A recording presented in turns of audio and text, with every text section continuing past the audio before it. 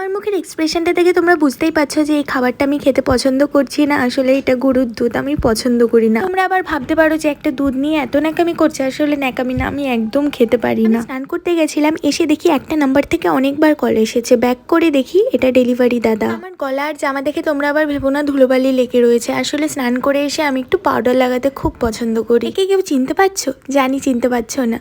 দাড়ি কেটে ফেস পুরো চেঞ্জ হয়ে গেছে। দেন দুপুরে লাঞ্চটা করলাম কচু শাক আর গন্ধরাজ লেবু দিয়ে। আরো অনেক কিছু ছিল, সেগুলো অ্যাভয়েড করে এখন কচু শাকের উপর ফোকাস করেছি। তোমাদের বলেছিলাম খুব তাড়াতাড়ি আমরা মুম্বাই যাব, তার জন্য আজকে আমি একটু আইব্রো প্লাক করলাম, তাই একটু বরফ দিয়ে মুখটা ঠান্ডা করছিলাম। এখন বাজে সন্ধ্যে 7:30। সবার জন্য চা করলাম, ইদানিং চাটা আমি ভালোই করছি। দাদা নিয়ে আসলো পিৎজা, অনেক দিন পর খাচ্ছি চিকেন পিৎজা।